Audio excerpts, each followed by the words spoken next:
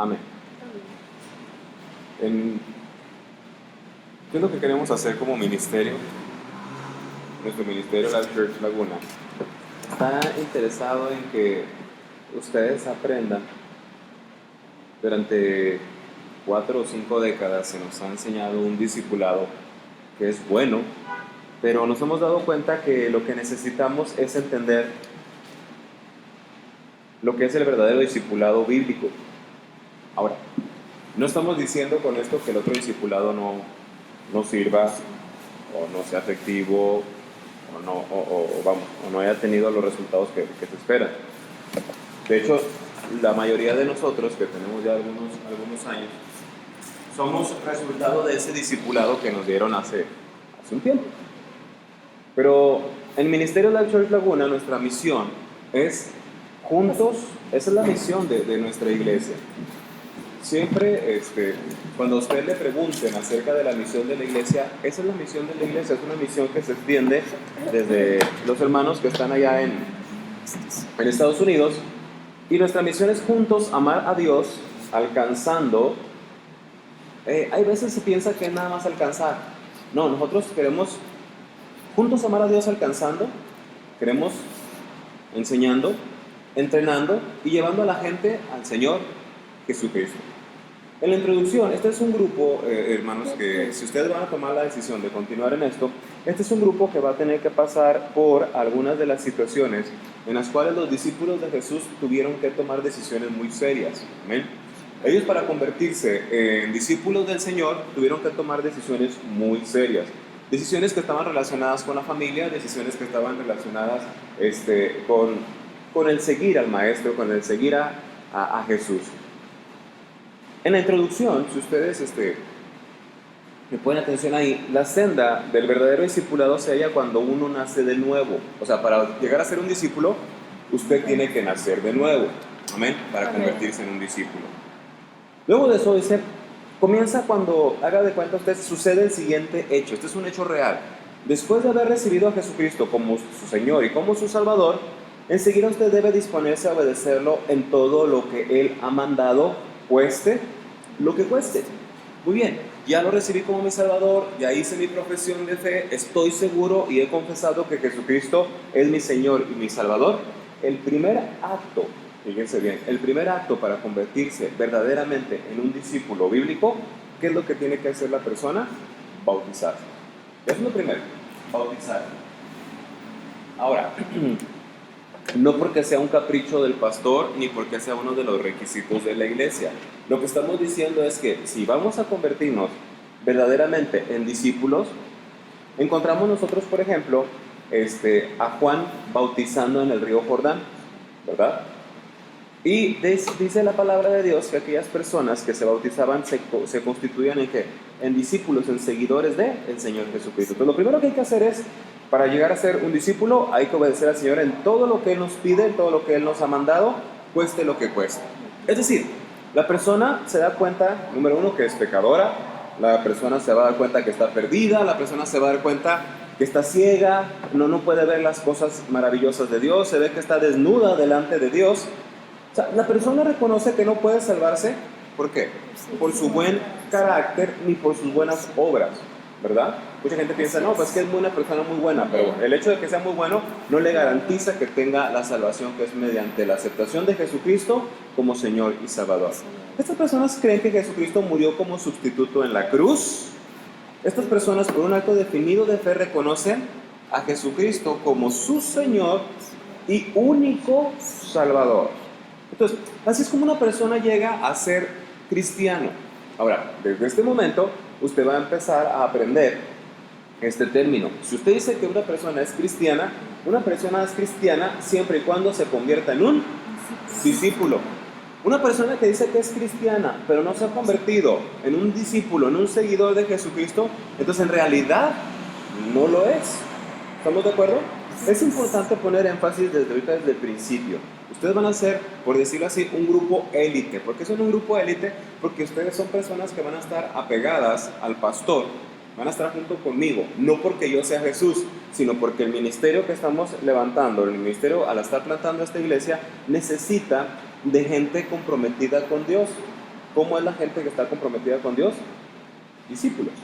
Ahora, si estamos poniendo énfasis desde el principio, hay muchas personas que piensan que llegar a ser cristiano, o llegar a ser cristianos, o ser discípulos, pues es vivir una vida ociosa, acuérdense que es estar de flojos, vivir una vida cómoda, vivir una vida legalista y también religiosa. Para ellos eso es ser cristiano, o sea, eso es ser discípulo.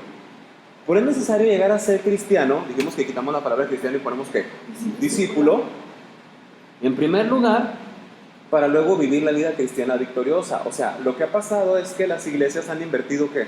El orden. No la iglesia, los hermanos o los congregantes de la iglesia han cambiado el orden. En primer lugar, para llegar a ser cristiano, tengo que convertirme en ¿qué? En discípulo. Y ya siendo discípulo, entonces ya puedo vivir la vida cristiana victoriosa.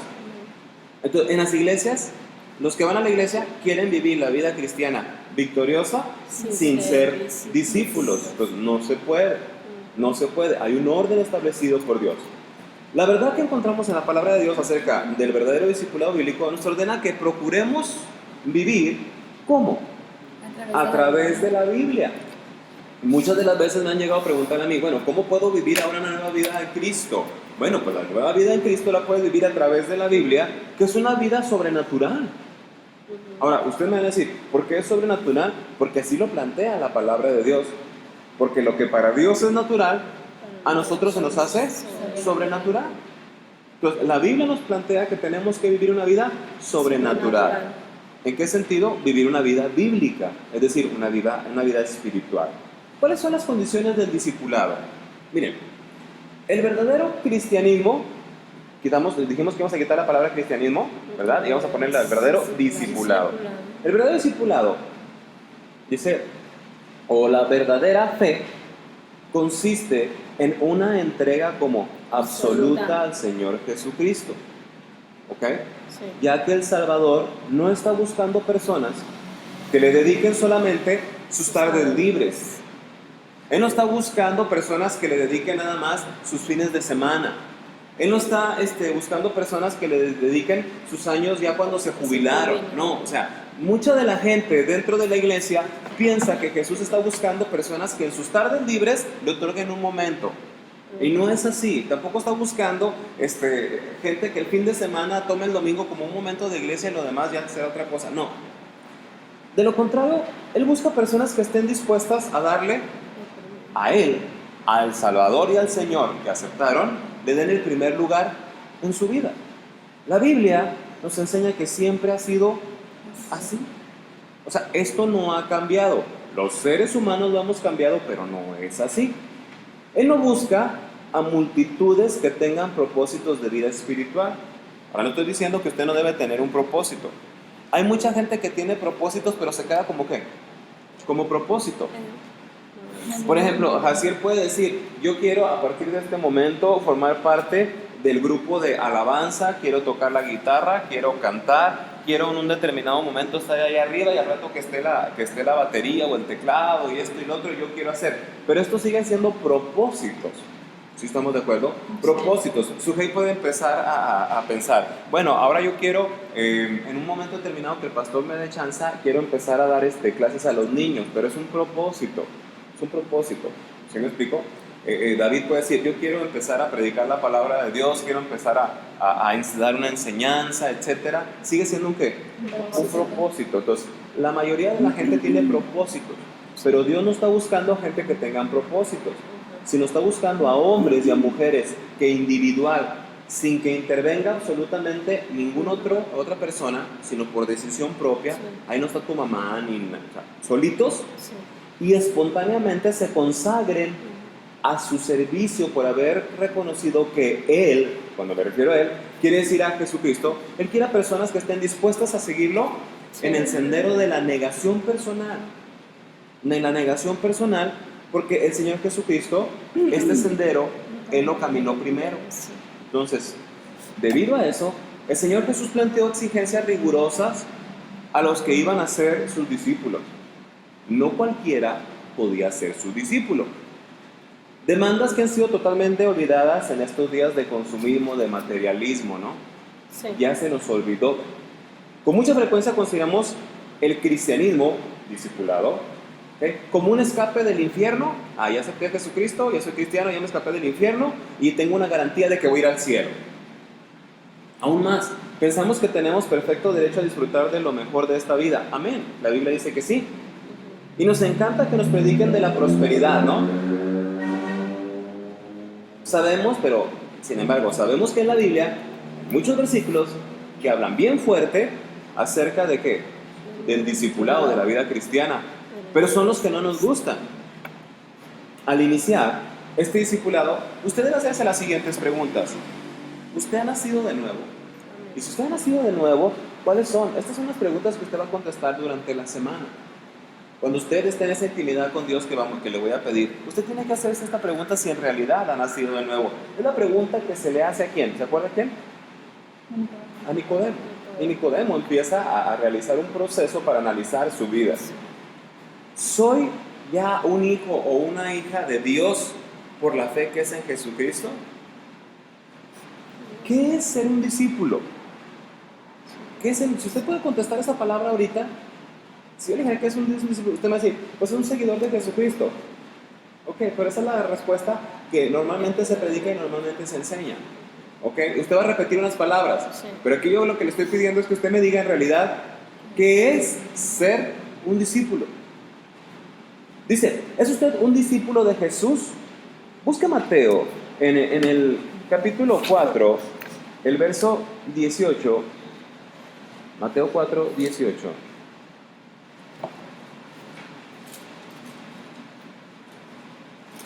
¿Está usted listo?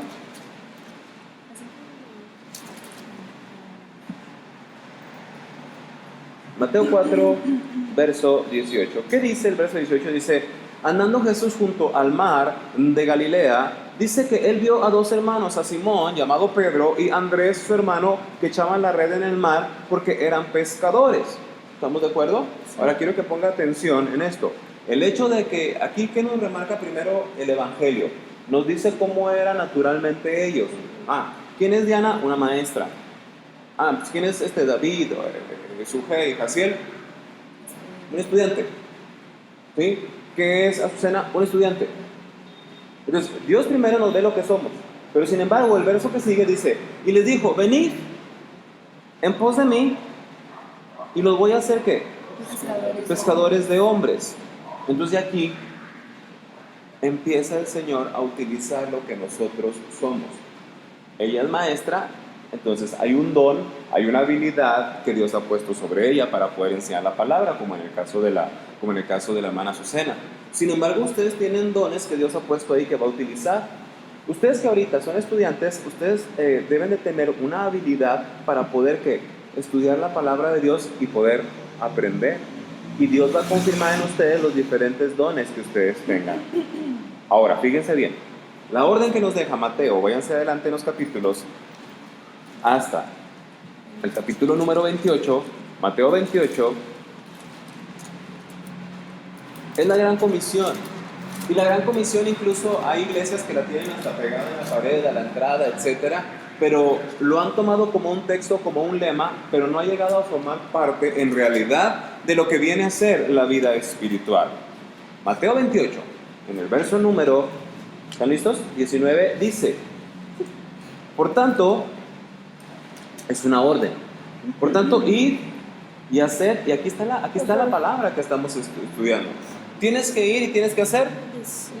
Dice, por lo tanto, tienes que ir y hacer discípulos a todas las naciones, bautizándolos en el nombre del Padre, del Hijo y del Espíritu Santo. Entonces, aquí están las dos cosas que vimos al principio en la introducción. Una persona que se hace discípulo tiene que haberse bautizado en el nombre del Padre, del Hijo y del Espíritu Santo. O sea, la orden de la gran comisión es: tienes que ir y hacer discípulos.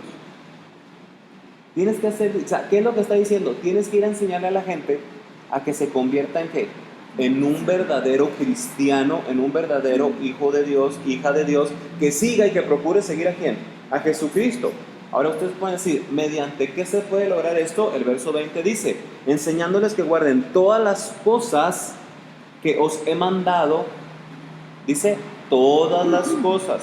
Quiero que vea el 19. Por tanto, y hacer discípulos a todas las naciones, todas las cosas. Vean la palabra todo, ¿sí? Todas las naciones, todas las cosas que os he mandado. Y aquí yo estoy con vosotros todos los días hasta el fin del mundo. Entonces son todas las naciones, son todas las cosas y todos los días. ¿Qué nos está diciendo el Señor? No puedes ser discípulo nada más el domingo. No puedes ser discípulo nada más el sábado, que es la reunión de jóvenes. No puedes ser discípulo nada más el día que es la célula o el que se reúne la célula en la casa. El Señor está planteando aquí, no puedes ser discípulo nada más un día y los demás días no. Tienes que seguir siendo discípulo. Ahora, si usted ya ha nacido de nuevo, ¿qué mandamiento nos deja el Señor aquí pues?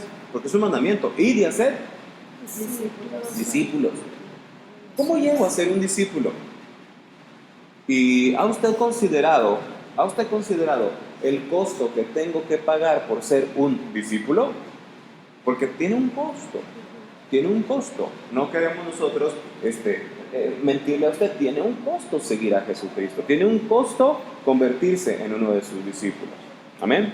Amén. Para poder entender esto, fíjese bien, vamos allá adelante. Vamos allá adelante en su Biblia, fíjese bien en lo que estamos estudiando. Nosotros aceptamos, según lo que estamos ahí leyendo y analizando, lo siguiente, fíjese bien, aceptamos que al ser sus discípulos nos constituimos como si fuéramos unos soldados, ¿no? Sí. ¿Verdad? Sí. La Biblia nos dice que somos soldados. Sí. Tenemos que aceptamos que hay soldados en nuestra patria, en otras patrias, en otros países, que están dispuestos a entregar ¿qué? Su vida, ¿verdad? Entregar todo. No nos extraña que los hombres pongan su vida por ideologías políticas, ¿verdad? Sí. Pero aquí la cuestión es que la característica de la vida de un seguidor de Cristo, eso es algo que ustedes tienen que aprender. La Biblia nos dice que la característica de la vida de un seguidor de Cristo tiene que ser, número 1, sangre, tiene que ser ¿qué? Sudor, y tiene que ser llanto.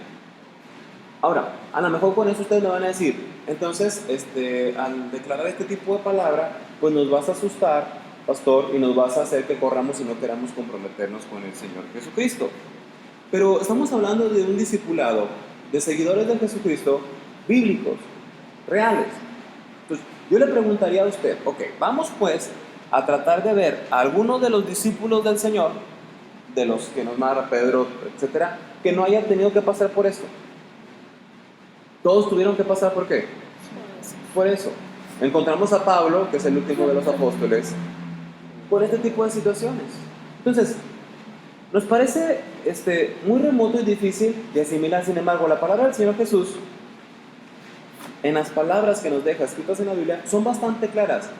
No hay el más mínimo lugar para malinterpretarlas, ni que usted diga, es que yo entiendo esto. No, si las aceptamos con el verdadero valor espiritual que tienen, vamos a tener que considerar varias condiciones del discipulado bíblico, tal como el Señor Jesucristo lo establece o nos lo dio al mundo. El primero que encontramos ahí es un amor que tiene que ser como supremo. ¿Cómo es el amor supremo? Muchas veces me han preguntado eso. ¿Cómo es un amor que sea supremo? Esta palabra.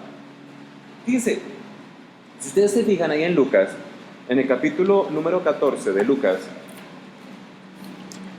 14 me da una enseñanza muy hermosa. En el verso 26 se lo leo, dice, si alguno viene a mí y no me, ¿qué dice ahí? Y no me aborrece, ¿ok?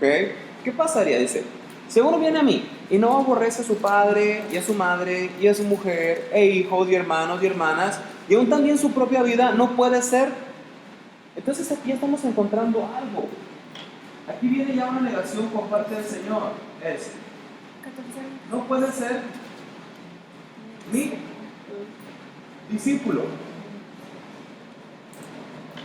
¿Ya se fijó? Aquí el Señor nos está diciendo Si alguno, es una condición, si alguno viene a mí y no aborrece, ahora, aquí la cuestión importante es, tenemos que entender qué es aborrecer. Dice, no aborrece y empieza una línea, y fíjese bien, empieza con el padre, con la madre, se extiende a la mujer, se extiende a los hijos, se extiende al hermano, se extiende a la hermana y aún también a su propia vida. O sea, no se enfoque nada más en el papá, la mamá, el hermano, la hermana, etc. No. Aquí lo que nos está planteando esto, nos está planteando lo siguiente. Es decir, no te fijas tanto en la familia, sino que aborrezcas tu propia vida. Ahora, ¿qué es lo que el Señor nos está planteando ahí? A ver, ayúdenme. Aquí la palabra clave es la palabra aborrecer. ¿Sí? Muy bien. El significado de la palabra, hermano, ¿ok? Aborrecer. Si quiere usted, para que pueda entenderlo mejor. Ahí en donde estamos con su estudio, usted tiene la palabra aborrecer, ¿verdad? Sí. Arriba de la palabra aborrecer, el original, o sea, lo que aquí nos dice es, si yo trato de darle un significado, es menor amor. Sí. Esa es la palabra, sí. Menor amor. El significado de aborrecer es que menor amor. No quiere decir que no debes de amar, pero sí el amor debe de ser ¿qué? Menos que el amor que tú tengas por el Señor Jesucristo. Entonces, si yo leo el versículo, yo digo, si alguno viene a mí y no tiene menor amor por su padre, menor amor por su madre, por sus hijos, por sus hermanos, por su vida, no puede ser mi discípulo. Entonces, la palabra clave que tenemos aquí es la palabra que aborrecer. Muy bien.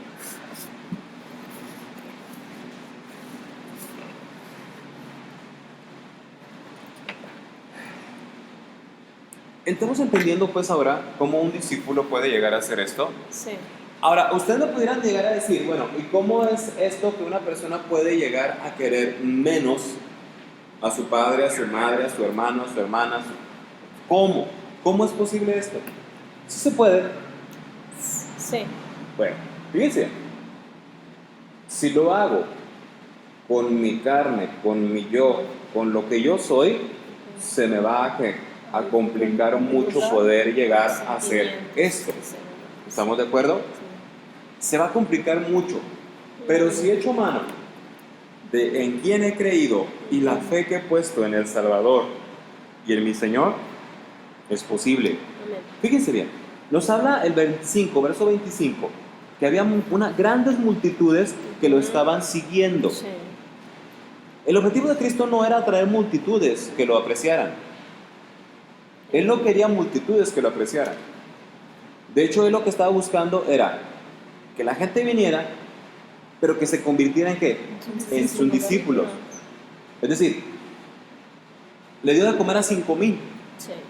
¿Los 5,000 se convirtieron en discípulos? No. ¿Estamos de acuerdo? Entonces, la palabra que nos aparece aquí, aborrecer, tenemos que entender que es un mandato. Es un mandato. Es un mandamiento. ¿Ya me entendió? Sí. Es un mandamiento. Un mandamiento difícil de seguir. Un mandamiento difícil de ¿qué? De entender a nivel humano. Pero si echo mano de lo espiritual, lo puedo hacer. Ahora, el objetivo que tenía aquí el Señor Jesucristo, cuando habla del aborrecimiento, lo que está diciendo es, debes de tener menor amor. Jesús llamó a sus discípulos, ¿ok?, a que tuvieran una mayor devoción por Él o por las cosas del Padre, más que las que podían tener relacionado con ¿quién? Con su familia. Sí. ¿Estamos de acuerdo? Sí. Ahora, ¿qué era lo que el Señor estaba pidiendo? Al final del versículo dice, incluye Él la propia vida de cada uno de ellos. ¿Ok? Sí. Cuando estamos viendo esto, yo tendría que regresar otra vez al versículo que vimos hace rato en Mateo, ¿se acuerda? 4. Sí. Vea Mateo 4.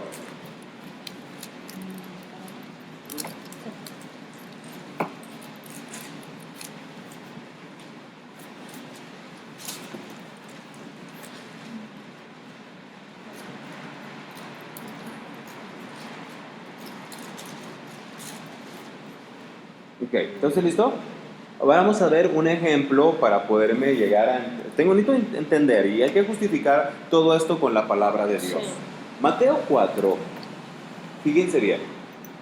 Hace rato leímos nosotros el versículo número 18, ¿verdad?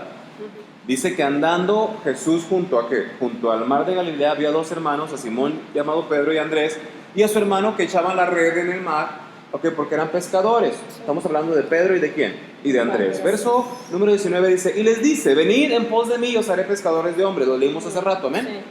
Después de esto dice, ellos entonces dejando, ahí está la palabra, ellos entonces dejando como al instante las redes, ¿qué fue lo que pasó? Le siguieron, dejando al instante las redes le siguieron. Quiero que ponga atención en lo que sigue. Pasando de allí, vio a otros dos hermanos, a Jacobo, hijo de Zebedeo, y Juan, su hermano, en la barca. Fíjese bien. Y Juan, su hermano, en la barca, ¿con quién? Zebedeo. ¿Con quién? Zebedeo, su padre. Con Zebedeo, su padre. Con Zebedeo, su padre. Primero, estamos encontrando a dos hermanos. Segundo episodio, estamos encontrando a dos hermanos, pero en compañía de ¿quién? De su padre. Y estaban haciendo las mismas actividades de pesca. ¿Estamos de acuerdo? Sí. ¿No cree usted que el evangelio que el Señor inspira a Mateo para que lo escriba, nos dice, ahí están los dos hermanos y está Zebedeo con su padre? Está Zebedeo, estaban con su padre. Sin embargo, el versículo nos dice, estaban trabajando, remendaban, dice, sus redes. Estaban ocupadas en el negocio, ¿qué? De su padre. Estas personas en el negocio familiar. Sí. Estaban ocupadas en el negocio familiar. Estaban remendando las redes. Y dice aquí el verso al final, ¿y qué hace el Señor? Los llama. Verso 22, que es la justificación del primer punto que estamos viendo, del amor supremo por Jesucristo. Acabamos de decir, tienes que aborrecer ¿a quién? A tu padre. Tienes que aborrecer a tu madre. Tienes que aborrecer a la esposa, al esposo, a los hijos, a los hermanos. O sea, tienes que aborrecerlo. ¿Qué es aborrecer? No es odiar. La iglesia piensa que es odiar. Ahí durante mucho tiempo se ha enseñado que es odiar. No. La palabra aborrecer, hermanos, es tener un menor amor por esas personas. No quiere decir que los tienes que odiar. ¿Qué es lo que pasa aquí? Dice el verso número 22. Y ellos, atención, dejando, y otra vez aparece la palabra ¿qué? Al instante. Y ellos dejando al instante la barca, atención, ¿y a quién? Y a su padre. Y a su padre Sí. le siguieron. Le siguieron. ¿A quién dejaron? A su padre. ¿Qué nos dice Lucas en el capítulo 14, el verso número 26? Si alguno viene a mí y no aborrece y no deja, no tiene menor amor para ser capaz de separarse de su padre, tener menor amor para separarse de su madre, de sus hermanos, de su esposa, entonces no puede ¿qué? No puede ser mi discípulo. Pero aquí lo contundente, vean ustedes la familia. El final del verso, en Lucas capítulo 14, verso 26, dice al final del versículo, ¿qué nos dice? Y aún también su vida. Aún también su vida. Vean cómo el Señor Jesucristo termina aquí este verso. Les dice, no se enfoque nada más en la familia, incluso es tu vida. ¿Qué es tener menor amor por nuestra vida? Hagan de cuenta para que ustedes lo puedan entender. Es decir, esto que yo soy, comparado con la salvación que Jesucristo me da, no hay un comparativo. Ahora, en este verso, el Señor me está planteando algo. Al final dice, no puede ser Mi discípulo. mi discípulo. Alguien que no aborrece su propia vida, es decir, que no le tiene menor amor a su vida, entonces no puede ser un discípulo. ¿Qué es tener esto? Fíjense bien. Dice, esto no quiere decir, hermanos, esto no quiere decir que debamos tener indisposición o mala voluntad de nuestro corazón hacia nuestros familiares, hacia la familia, que estemos peleando con ellos, sino que nuestro amor a Cristo debe ser tan mostrado, tan importante, tan evidente, que en comparación con el amor que le tenemos a la familia, todos los demás afectos van a parecer que sean como si fuera que odio. Y muchas de las veces ustedes se van a dar cuenta que cuando ustedes están sirviendo o ustedes empiezan a seguir un discipulado bíblico, los primeros que les van a poner trabas, obstáculos, ¿es quién? Es la familia. Y la familia, una de las primeras cosas que va a decir es, pues, ¿quieres más a los hermanos de la iglesia que a nosotros? Cuando le digan eso, entonces quiere decir que usted está, ¿qué? Siguiendo este versículo, entonces usted está viviendo como discípulo. Cuando usted le diga, no puedes estar con nosotros porque prefieres estar en Cristo. Oye, tú no prefieres, no pones aquí un centavo porque le prefieres poner un centavo en la iglesia. Cuando la familia empiece a darse cuenta que usted está priorizando o poniendo a Jesucristo por principio de vida, entonces usted puede estar contento porque está usted empezando a vivir con el primer punto, un amor supremo. ¿Por quién? Por el Señor. Usted puede hacerlo, siempre y cuando usted esté dispuesto a seguir al Señor Jesucristo. Ahora, en realidad, la parte más difícil de este pasaje que estamos leyendo es la expresión y aún a su propia vida. Porque el amor propio es uno de los obstáculos más persistentes para el discipulado, el negarse a uno mismo.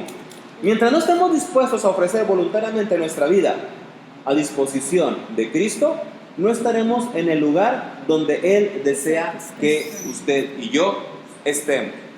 En el caso de ustedes, muchachos, en el caso de las hermanas, lo que estamos pidiendo es eso. Si ustedes están dispuestos, tienen que empezar a negarse su vida. ¿Cómo? Hay una serie de factores que vamos a hacer. Hay tareas que hay que hacer en la semana. Una de las primeras, me han preguntado a mí, pastor, ¿cómo puedo yo empezar a convertirme verdaderamente en un discípulo bíblico, un discípulo que sea cristocéntrico? Lo primero que van a tener que hacer en la semana como tarea es, ustedes tienen que en la semana enfocarse a una persona, como lo hacían los discípulos, a una persona. Y a esa persona durante toda la semana, a lo mejor ustedes van a decir a 10, a 15, a 20, si ustedes tienen la capacidad de hacerlo, qué bueno. Pero se van a enfocar a una persona. A esa persona ustedes le van a ministrar. ¿Qué es ministrar? Le van a preguntar cómo amaneció, le van a dar una palabra, un minutito, 2 minutitos acerca de Jesucristo. Y a esa persona todos los días hay que estar, ¿qué? Invitándola a que venga al siguiente culto el domingo, si Dios es servido, de la semana que viene. ¿Qué tengo que estar haciendo por esta persona? Lo que hacían los discípulos, orar por esa persona. Pero una oración diferente, que vamos a ver cómo se tiene que hacer. Entonces, ¿ya encontró usted fundamento en el punto número 1? Sí. Entonces, ahora usted entiende que es convertirse verdaderamente en un discípulo que aborrezca a su familia y que aborrezca a su familia. Es decir, que le va a tener menor amor ¿a qué? A él mismo y a la familia por el amor a Jesucristo. Le voy a poner un ejemplo.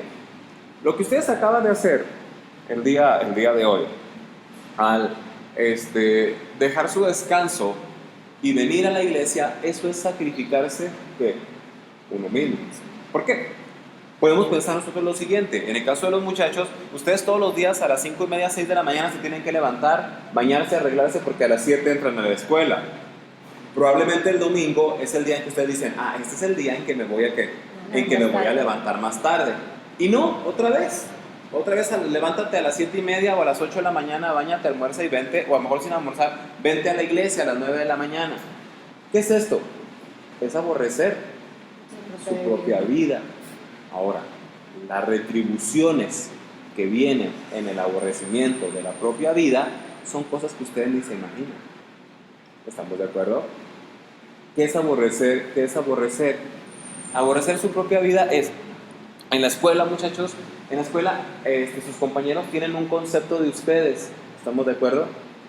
Pues Jaciel es de tal forma, David de tal forma, Susana de tal forma, Sujé de tal forma, Mayra de tal forma, Emi, etc. Eso es lo que ellos piensan de ustedes. Pero nosotros lo que tenemos que, lo que debemos de hacer es que ellos tengan un concepto real de quiénes somos. ¿Y cómo es este concepto? Cambiando de lo que ellos piensan que yo soy a lo que verdaderamente soy. Entonces van a decir, ¿quién es Jaciel? Pues es un chavo que es hermano. Ah, pues es aleluya, es cristiano. Oye, ¿por qué dices que es cristiano? ¿No lo has visto? Si te acercas a platicar con él y lo primero que hace es te saluda y todo, es bien padre, es bien cotorreo y todo, pero de volada te empieza a invitarte a la iglesia y que un grupo de jóvenes y que él toca en alabanza y eso. ¿Sí te das? Ah, pues este hermano sí, pero que ya la gente empieza a identificarte y a decir, ah, esto es, quiere decir que estás sacrificando ¿qué? Estás aborreciendo tu vida por tener una nueva vida que es en Cristo Jesús. Eso es convertirse verdaderamente en un discípulo. No decir, soy cristiano y no hablar de Cristo. Soy cristiano y no invitar a alguien a Cristo. Ser cristiano y no vivir la vida cristiana. Todos ustedes tienen Facebook. ¿Qué hay que hacer en la semana? Comiencen a poner, ustedes pueden poner un video, pueden poner una imagen, pueden poner algo que a ustedes les guste. Pongan ahí, busquen en YouTube mensajes donde está el pastor, yo, donde está el pastor Brian, no está en inglés.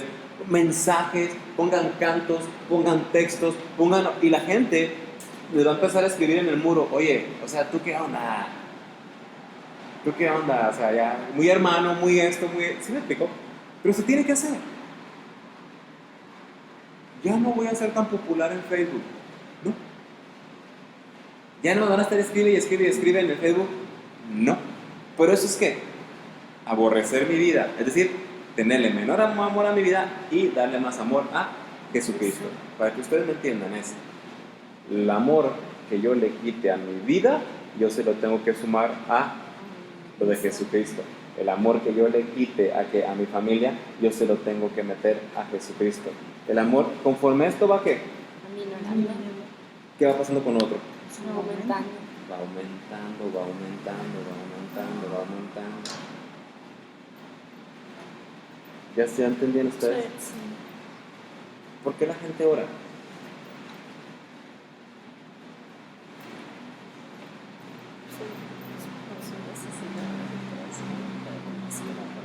¿Sí me entienden? ¿Por qué la gente ora? Ah, bueno, porque se tiene que orar. No, no es así. No es así. ¿Ya están entendiendo ustedes a qué es un grupo de élite? Jesús no tenía a cualquiera. Y sin embargo, ellos seguían batallando con sus cosas que ellos tenían. Seguían batallando. ¿Por qué? Porque les estaban enseñando a ellos cómo tenían que empezar a aborrecer ¿qué? Su propia vida. Su propia vida. Sí. ¿Sí? Sí. Bueno, esto que estamos haciendo, si ustedes se fijan, me va a llevar a un resultado. ¿Cuál es? A convertirme en qué? Un verdadero discípulo. En un verdadero discípulo. Sí. Probablemente pienso que soy. En realidad te acaban de dar cuenta que no, ¿verdad? O sea, vivo. Pregúntenle a alguien. ¿Eres cristiano? Sí. ¿Seguro? Sí. Porque para eso el cristianismo es ¿qué? Por encima. Por encima.